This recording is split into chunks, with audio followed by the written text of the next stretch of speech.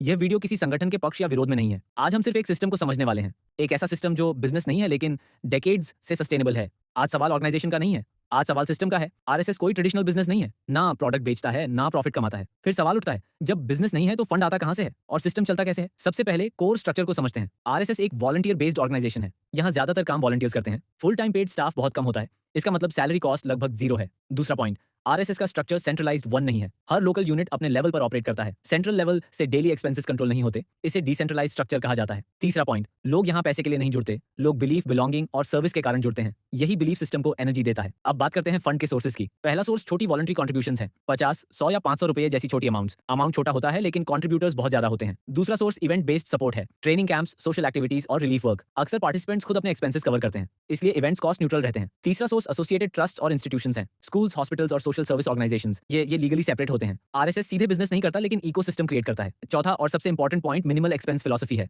No luxury offices, no heavy branding, no unnecessary spending. कम खर्च लंबा सर्वाइवल देता है। अब एक जरूरी सवाल, क्या ये बिजनेस मॉडल है? नहीं, क्योंकि यहाँ प्रॉफिट डिस्ट्रीब्यूशन नहीं है, शेयर होल्डर्स नहीं है। आरओआई पैसे में नहीं बल्कि इंपैक्ट में मेजर होता है। अब सबसे इंपॉर्टेंट पार्ट, बिजनेस के लिए लर्निंग। इस सिस्टम से एक बिजनेस क्या सीख सकता है? पहली learning, one community first customer later. पहले लोग जुड़ते हैं, सपोर्ट बाद में आता है। ऑडियंस बिल्ड करो, सेल्स खुद फॉलो करेगी। दूसरी learning, decentralisation equals scalability. Local ownership और local responsibility. Franchise model, distribution network और लोकल पार्टनर्स। तीसरी learning, low fixed cost structure. कम खर्च, कम रिस्क और लंबा सर्वाइवल। चौथी लर्निंग, बिलीफ ड्रिवन ब्रांड। लोग सिर्फ प्रोडक्ट नहीं खरीदते, लोग बिलीफ बाय करते हैं। प्राइस से नहीं, पर्पस से कम्पीट करो। पांचवी और आखिरी learning, trust is the real currency. Trust धीरे बनता है लेकिन लॉन्ग टर्म में फ्री मार्केटिंग बन जाता है। निष्कर्ष साफ है, यह वीडियो किसी जजमेंट के लिए नहीं थी। यह वीडियो सिर्फ लर्निंग के लिए थी, क्योंकि हर सक्सेसफुल सिस्टम कुछ ना कुछ सिखाता है। अगर हम इमोशन छोड़कर ऑब्जर्व करें, अगर आपको ऐसे रियल वर्ल्ड सिस्टम ब्रेकडाउन पसंद आए तो वीडियो को लाइक करें और कमेंट में लिखें नेक्स्ट केस स्टडी।